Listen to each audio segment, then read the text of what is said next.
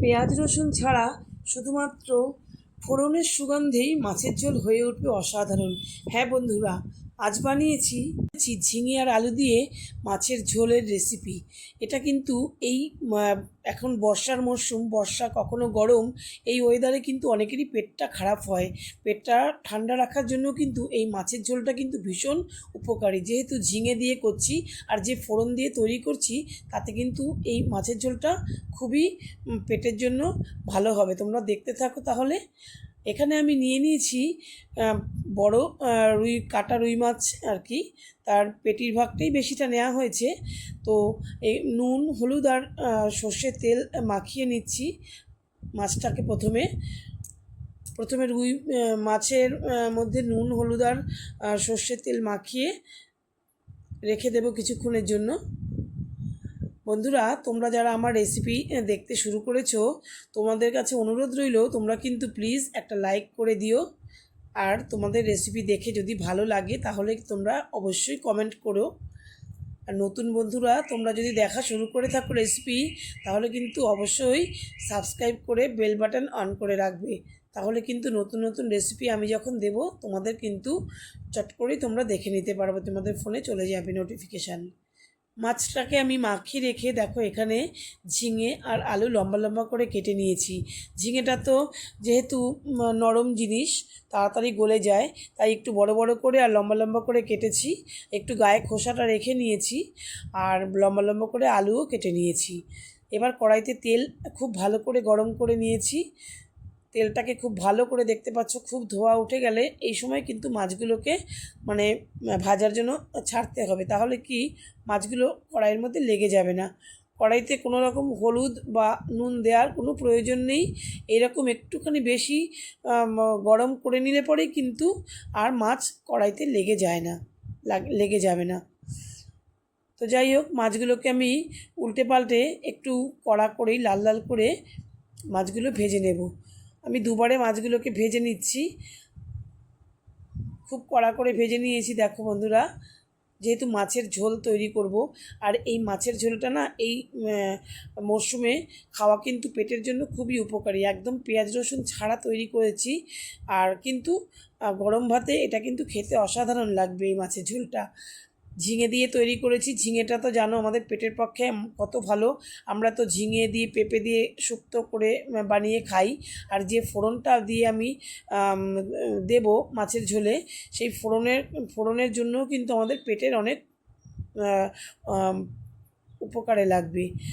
এবার আমি এই মাছগুলো আমি ভাজতে ভাজতে তোমাদেরকে দেখিয়ে নিই যে আমি কি ফোড়ন দেব মাছের ঝোলে। চলো তাহলে ফোড়নটা আমি রেডি করে নিচ্ছি। এরপরে মাছের ঝোলে ফোড়নটা দেব। তার জন্য আমি এখানে দেখো নিয়েছি টমেটো, কিছুটা টমেটো আর আদাটাকে কুড়ে নেব। তার সঙ্গে কাঁচা লঙ্কা নিয়েছি, আর নিয়েছি দেখো সাদা জিরে, নিয়েছি কালো জিরে, আর নিয়েছি রাঁধুনি। বন্ধুরা, এগুলো দিয়ে ফোড়ন দিলে খুব সুন্দর গন্ধ আসে আর পেটের জন্য খুব ভালো। আর নিয়েছি গোটা গরম মশলা, একটা শুকনো লঙ্কা আর তেজপাতা। এগুলো দিয়ে আমি ফোড়ন দেব।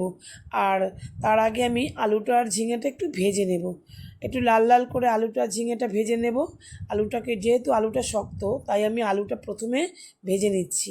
একটুখানি সামান্য নুন আর হলুদ দিয়ে আলুটাকে কিন্তু আমি ভেজে নেব। নুনটা দিলে পরে একটু নরম হবে তাড়াতাড়ি আলুটা। একটু হলুদ আর নুন মিশিয়ে আলু আমি লাল লাল করে একটু ভেজে তুলে রাখছি। তুলে রেখে এই তেলের মধ্যেই আমি কিন্তু ঝিঙেটাও ভেজে নেব। আলু ভাজা হয়ে গেছে, তুলে রেখে আমি এখানে ঝিঙেটা ভেজে নেব এই তেলের মধ্যেই। ঝিঙেটাও একটু বড় বড় করে কেটেছি, আর ঝিঙেটা কিন্তু আমি ভেজে খুব একদম নরম করে ফেলবো না, তাহলে একেবারে গলে যাবে। ঝিঙে যেহেতু এমনিতেই একটু নরম হয়ে যায় তাড়াতাড়ি। আর দেখো, ঝিঙের মধ্যেও সামান্য একটু নুন আর হলুদ মিশিয়ে আমি একটু ভেজে নিচ্ছি। আর ভাজতে ভাজতে ঝিঙেটার থেকেও একটু জল বেরিয়ে আসবে। আমি কিন্তু ঝিঙেটাকে এই মোটামুটি এরকম পর্যায়ে আমি নামিয়ে নেব। এর থেকে আর বেশি ভাজবো না, যেহেতু ঝোলে আবার ঝিঙেটা তো সেদ্ধ হবে। তো ঝিঙেটা আমি নামিয়ে নিচ্ছি। তারপর দেখো কতটা ঝিঙেটার থেকেও একটু জল বেরিয়ে গেছে তেলের সঙ্গে। এবার এর মধ্যে আর একটু তেল মিশিয়ে নেব আমি ফোড়ন দেওয়ার জন্য। তারপরে দেখো এখানে আমি প্রথমে শুকনো লঙ্কাটা দিয়ে গোটা গরম মশলা মানে এলাচ দারচিনি আর লবঙ্গ দিয়ে দিলাম। দিয়ে একটু মিষ্টি গন্ধ উঠলে পরে আমি এখানে সাদা জিরে, কালো জিরে আর তেজপাতা আর রাঁধুনি এই ফোড়নটা দিয়ে দিলাম। জানো তো আমরা শুক্তো করার জন্য কিন্তু রাঁধুনি ফোড়ন দিই, এটা কিন্তু পেটের জন্য ভীষণই ভালো। আর সাদা জিরে তো জানো ভালোই। আর এখানে নিয়ে নেব কাঁচা লঙ্কা আর টমেটো। আমি কিন্তু এখানে লাল লঙ্কার গুঁড়ো দিলাম না। আর পরে আমি দিয়ে দিলাম আদা। আদাটা একটু পরে দিলে পরেই, মশলার শেষের দিকে দিলে পরে আদার গন্ধটা খুব ভালো থাকে। এবার আদার কাঁচা গন্ধটা চলে যাবে, একটু নাড়াচাড়া করে নিয়ে দেখো জিরে, ধনের গুঁড়ো, জিরের গুঁড়ো, নুন আর হলুদের গুঁড়ো আর তার সঙ্গে একটু কাশ্মীরি লঙ্কার গুঁড়ো মিশিয়ে দিলাম।